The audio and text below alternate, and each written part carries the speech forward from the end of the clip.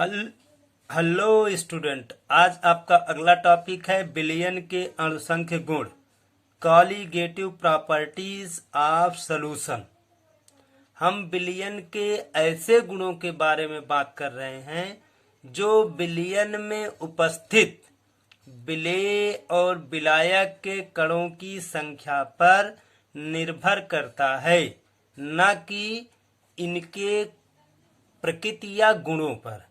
तो यहाँ पे परिभाषा में ही आपको लिखाया गया है कि बिलियन के ऐसे गुणधर्म जो विलेय और विलायक के अणुओं की संख्या पर निर्भर करते हैं, बिलियन के अणुसंख्य गुण कहलाते हैं। यानी बिलियन का अणुसंख्य गुण या कॉलीगेटिव प्रॉपर्टी ऐसी प्रॉपर्टी होती है जो बिलियन में उपस्थित विलेय और विलायक के कणों के ऊपर जो है या उनके पार्टिकल्स या उनके नंबर ऑफ मोल्स के ऊपर निर्भर करते हैं, न कि उनके नेचर पर निर्भर करते हैं। तो यहाँ पर आपके क्या है कि बिलियन में उपस्थित विभिन्न प्रकार के अधिक संख्या में उपस्थित या कम संख्या में उपस्थित मोलों की संख्या के आधार पर बिलियन के बहुत सारे भौतिक गुण बदल जाते हैं या परिवर्तित हो जाते हैं, जिसमें से हम कह सकते हैं कि मूल किसी बिलियन का वाष्प दाब, अगर वह बिलियन जो है आपका क्या है कि विलेय और विलायक का बनाया जाए और जिसमें आपका विलेय जो है वह ठोस हो और साथ साथ जो है वह अगर वाष्पशील है तो उसका वाष्प दाब अलग होगा, और अगर जो है ठोस पदार्थ जो है वह अवाष्पशील है तो उसका वाष्प दाब अलग होगा। तो इस प्रकार से किसी बिलियन के पहली चीज तो वाष्प दाब जो होते हैं अणुओं की संख्या के कारण बदल जाते हैं। दूसरा, उनके क्वथनांक में परिवर्तन होता है। तीसरा, उनके हिमांक में परिवर्तन होता है। तो इस प्रकार से बिलियन में पदार्थों के अणुओं की संख्या के आधार पर हम उनके वाष्प दाब अवनमन की बात करेंगे, उनके क्वथनांक उन्नयन की बात करेंगे, उनके हिमांक अवनमन की बात करेंगे। तो वाष्प दाब से संबंधित बहुत सारे आपके अणुसंख्य गुण जो है वो निम्नलिखित हैं, जिसमें से पहला आपका है वाष्प दाब का आपेक्षिक अवनमन। वाष्प दाब का आपेक्षिक अवनमन, जिसको इंग्लिश में कहते हैं relative lowering of vapour pressure. वाष्प दाब का आपेक्षिक अवनमन। तो वाष्प दाब के आपेक्षिक अवनमन में आपको बताया गया है कि किसी बिलियन में जो शुद्ध पदार्थ होता है विलायक के रूप में, उसका वाष्प दाब जो होता है वह हमेशा ही अधिक होता है अगर उसी विलायक में कोई अवाष्पशील पदार्थ ठोस के रूप में विलय किया जाए तो उसका वाष्प दाब जो है शुद्ध विलायक के वाष्प दाब की अपेक्षा कम हो जाता है। तथा राउल्ट ने भी यह बताया है कि यह जो वाष्प दाब होता है, यानी कि किसी बिलियन का जो वाष्प दाब बन रहा है, यह वाष्प दाब जो है वह बिलियन में उपस्थित नंबर ऑफ मोल्स पर या कंसंट्रेट बिलियन की अवस्था पर निर्भर करता है, न कि नेचर ऑफ पार्टिकल्स पे डिपेंड करता है। तो यहाँ पे आपके मूलतः दो चीजों पे हम ध्यान करेंगे कि एक तो हमको किसी विलायक शुद्ध अवस्था में उसका वाष्प दाब कितना होगा, और साथ साथ जब उसी में अवाष्पशील ठोस पदार्थ का विलयन बना दिया जाएगा तो उसका वाष्प दाब कितना होगा।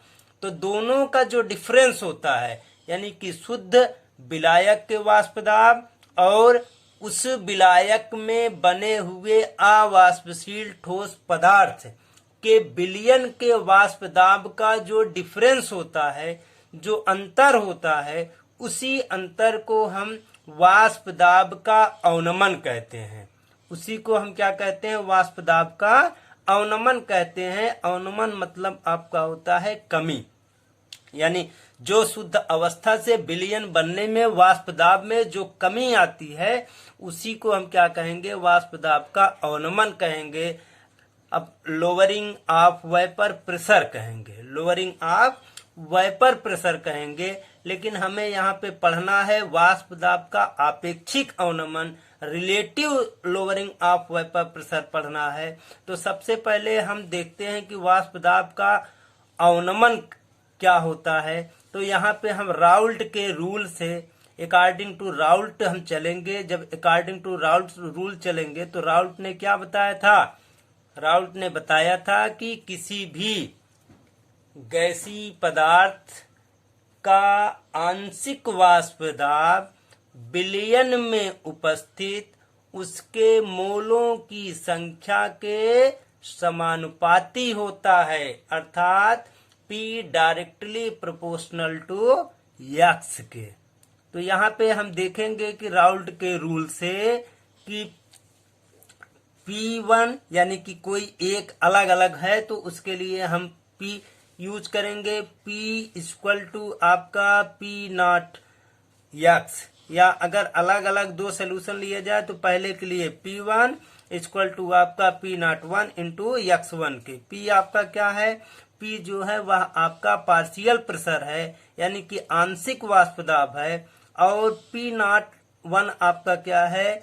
प्योर आपके सॉल्वेंट का प्रेशर है। और x1 क्या है? यह आपका मोल फ्रैक्शन है। यह क्या है? आपका मोल फ्रैक्शन है। अब इसके पश्चात वाष्प दाब में अवनमन डेल्टा P1 निम्न प्रकार से हो सकता है, यानी कि अब कोई अगर विलयन बन गया है तो पहली चीज की उसमें आपका क्या मिल गया? P equal to P naught into x के। अगर उस विलयन में हम क्या करें? अवाष्पशील ठोस पदार्थ को डाल दें तो निश्चित रूप से उसका वेपर प्रेशर जो है वह कम हो जाएगा। जब वेपर प्रेशर कम हो जाएगा तो शुद्ध अवस्था में विलायक के वाष्प दाब और बने हुए विलयन के वाष्प दाब का जो डिफरेंस होगा वही वाष्प दाब का अवनमन हो जाएगा। तो यहाँ पे आपके क्या हो गया कि delta P1 equal to P naught 1 minus P1 के, यानी कि जो वाष्प दाब का परिवर्तन हुआ वह कितना हो गया? P नॉट 1 माइनस P1 के। तो अब यहाँ पे डेल्टा P, अब इसको हम दूसरे रूप में भी लिख सकते हैं। Delta P1 equal to P naught 1 minus आपके क्या हो गए कि माइनस P1 की जगह पर P1 बराबर आपका क्या था? P नॉट 1 माइनस x1 के। तो P1 के स्थान पे हमने लिख दिया P नॉट 1 इंटू x1 के, इंटू x1 के। अब यहाँ पे आपके क्या हो गए? दोनों में P नॉट 1 क्या हो गया? कॉमन हो गया। तो कॉमन करने पर आपका क्या बचता है? कॉमन करने पर आपका बचता है डेल्टा P1 इक्वल टू, दोनों में कॉमन था P नॉट 1, कॉमन करने पर कितना बच गया? 1 माइनस x1 के। क्यों 1 माइनस x1 के बच गया? क्योंकि वहां पे हमने P नॉट 1 कॉमन लिया। अब इसको हम लिख सकते हैं पुनः delta P1 equal to P naught 1 into x2 के। 1 माइनस x1 की जगह पे क्या लिख दिया गया? x2। क्यों लिख दिया गया? क्योंकि x1 plus x2 equal to 1। इसको हमने आपको मोल फ्रैक्शन में बताया था कि जब आपका बाइनरी सोल्यूशन बनता है तो बाइनरी सोल्यूशन में नंबर ऑफ मोल्स जो हैं अगर सॉल्वेंट के हों और नंबर ऑफ मोल्स जो हैं वे आपके निकाले जाएं सॉल्यूट के, तो इससे जब हम मोल फ्रैक्शन की गणना करते हैं तो मोल फ्रैक्शन सॉल्यूट और मोल फ्रैक्शन सॉल्वेंट दोनों का एड जो होता है वह इक्वल टू आपका 1 होता है। तो यहाँ पे आपके मोल फ्रैक्शन सॉल्यूट और mole fraction solvent equal to आपका क्या हो गया? 1 हो गया। तो इस प्रकार से x2 इक्वल टू क्या हो जाएगा? 1 माइनस x1। तो इसीलिए हमने क्या किया? 1 माइनस x1 की जगह पे यहाँ पे रख दिया गया आपका x2। अब इसी को और भी हम आगे कैसे लिख सकते हैं, आगे लिख सकते हैं डेल्टा डेल्टा P1 अपान, इसको हम यहाँ नीचे लेके के आते हैं तो क्या हो जाएगा, डेल्टा P1 अपान P01, क्या हो जाएगा, अपान P01 इक्वल टू आपका x2 के। तो आप ये हो गया आपका। उसके बाद ये डेल्टा P1 आपने पीछे निकाला था कि डेल्टा P1 बराबर क्या होता है, P01 माइनस P1 के। तो क्या हो गया, डेल्टा P1 की जगह पे P01 minus P1 upon P01 equal to आपका क्या हो गया, x2 के। इसी को हम क्या कहते हैं, इसी को कहते, यहाँ पे P01 minus P1 upon P01 को ही हम क्या कहते हैं, इसी को हम कहते हैं relative lowering of vapour pressure, वाष्प दाब का आपेक्षिक अवनमन। तो वाष्प दाब का आपेक्षिक अवनमन बराबर क्या मिल गया आपको, x2 के। यानी कि विलेय या विलायक दोनों में से किसी एक के आपके मोल फ्रैक्शन या मोल प्रभाज के बराबर ही आपका होता है relative lowering of vapour pressure.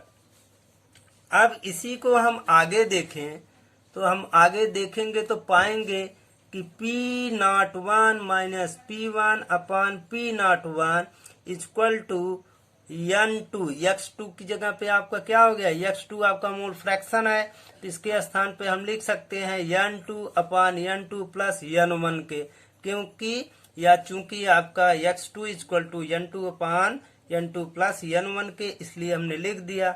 और डाइल्यूट सोल्यूशन के लिए अगर विलयन बहुत ही तनु हो तो ऐसी स्थिति में आपका क्या हो जाएगा कि विलेय के मोलों की संख्या उसमें बहुत कम होगी, यानी कि N2 का मान जो होगा वह more less than N2 more less than N1, यानी कि विलायक के मोलों की संख्या की अपेक्षा विलेय के मोलों की संख्या जो है वह बहुत ही कम होगी। तो जब विलेय के मोलों की संख्या तन विलयनों में विलेय के मोलों की संख्या विलायक के मोलों की अपेक्षा बहुत ही कम होती है, तो ऐसी स्थिति में हम N2 के स्थान पर क्या ले लेते हैं, उसको जो है हम नथिंग मान करके चलते हैं। तो यहाँ पर अगला स्टेप आपका बन जाता है कि P01 minus P1 upon P01 equal to N2, ऊपर से N2 अपान, नीचे हमने N2 को नहीं लिया, अपान क्या हो गया N1। क्यों नहीं लिया, क्योंकि N2 more less than N1 के। अब इसी को जब हम आगे हल करेंगे तो आगे आपका क्या होता है कि P01 minus P1 upon P01 equal to N2 के स्थान पे, चूंकि N इक्वल टू आपका क्या होता है, N इक्वल टू आपने पढ़ा है W अपान M के। तो यहाँ पे N2 के लिए क्या हो गया W2 अपान M2, N1 के लिए आपका क्या हो गया W अपान M1 के। इसी को और आगे हम किए तो क्या हो गया W2 upon M2 multiply M1 ऊपर चला गया तो M1 अपान W1 के। तो ये जो आपका मिला P01 minus P1 upon P01 equal to W2 upon M2 multiply M1 upon W1 के, इसकी सहायता से हम दिए गए सलूशन में उपस्थित आपके सॉल्यूट या विलेय के भार या उसके अणुभार की गणना या विलायक के भार या उसके अणुभार की गणना हम आसानी से कर सकते हैं। और साथ साथ अगर आपको विलेय और विलायक के भार और अणुभार अगर आपको ज्ञात हैं तो हम इसकी सहायता से उस विलयन के RLVP relative lowering of vapour pressure की गणना कर सकते हैं। इसी पर हम क्या करते हैं, एक क्वेश्चन ले लेते हैं। क्वेश्चन आपका है, क्वेश्चन दिया गया है कि किसी ताप पर, मतलब कोई एक निश्चित ताप है, उस पर शुद्ध बेंजीन का वाष्प दाब शुद्ध अवस्था में आपका यानी सॉल्वेंट यूज हो रहा है क्या आपका बेंजीन। बेंजीन का वाष्प दाब दिया गया है 0.850 बार और 0.5 ग्राम अवाष्पशील ठोस पदार्थ को क्या किया गया है कि 39 ग्राम बेंजीन में, जिसका मॉलिक्यूलर वेट जो है 78 ग्राम है, में घोला गया है। अगर जो विलयन बना उस विलयन का वाष्प दाब जो है वह 0.845 बार है, तो ठोस के मोलर द्रव्यमान की गणना करिए। यानी कि हमको यहाँ पे क्या निकालना है, हमको यहाँ पे निकालना है कि जो आपका W2 का मान है उस W2 के अणुभार की यानी कि M2 की हमको क्या करना है, गणना करना है।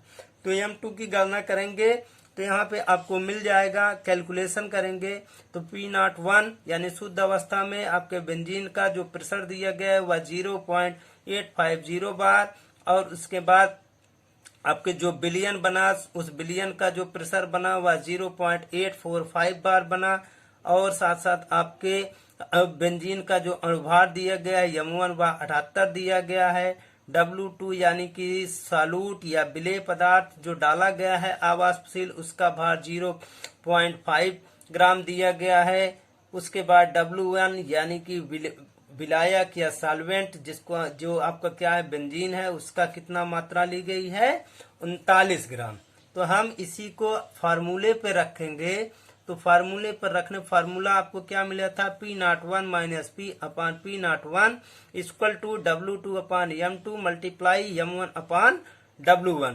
तो यहाँ पे P01 का हम मान रखेंगे, फिर उसके बाद P का मान रखेंगे अपान जो है P01 का मान रखेंगे इक्वल टू आपको मिल जाएगा W2 की जगह पे सालूट का भार और उसके अपान M2 आपको जो है ज्ञात करना है मल्टीप्लाई आपका M1 के स्थान पे विलायक यानी सॉल्वेंट बेंजीन का भार रखेंगे और बेंजीन का अणुभार रखेंगे, फिर नीचे W1 की जगह पे बेंजीन का भार रखेंगे। तो दोनों को घटाएंगे तो दोनों घटाने पर आपका आ जाता है, दोनों को घटाने पर आपको मिल जाता है 0.005 अपान 0.805 अपान 39 बटे आपका ऊपर ऊपर गुणा कर देंगे 39 हो जाएगा बटे M2 39 तो 39 से कैंसिल हो गया तो आपको मिल गया M2। तो M2 का तिरछे तिरछे मल्टीप्लाई करेंगे तो M2 equal to M2 multiply 0.005 equal to आपका 0.850। तो ये आपको क्या हो जाए M2 इक्वल टू आपका हो जाएगा M2 इक्वल टू हो जाएगा 0.850 अपान 0.005। अब इनमें यानी 0.850 में हम 0.005 का जब भाग करेंगे तो भाग करने पर आपका आ जाता है 170। तो M2 का टोटल आपका भार यानी कि आपका जो सालूट है या विलेय है उसका टोटल भार अणुभार आपको मिल जाता है 170। तो इस प्रकार से हमने क्या किया, हमने जो है प्राप्त सूत्र या फार्मूले के अनुसार P01 minus P1 upon P01 equal to W2 upon M2 multiply M1 upon W1 की सहायता से दिए गए क्वेश्चन से हमने क्या किया कि M2 के मान की कैलकुलेशन या गणना कर ली, जो मान निकल करके कितना आ गया आपका 170 ग्राम। तो इस प्रकार से आप आज हमने क्या पढ़ा, आज हमने पढ़ा RLVP relative lowering of vapour pressure, वाष्प दाब का आपेक्षिक अवनमन। यह आपका क्या है, किसी भी विलयन के आपके जो है कॉलिगेटिव प्रॉपर्टी या अणुसंख्या गुण है। कल आपको हम बताएंगे अब क्वथनांक उन्नयन, कल आपको बताया जाएगा क्वथनांक उन्नयन, एलिवेशन ऑफ बॉइलिंग पॉइंट।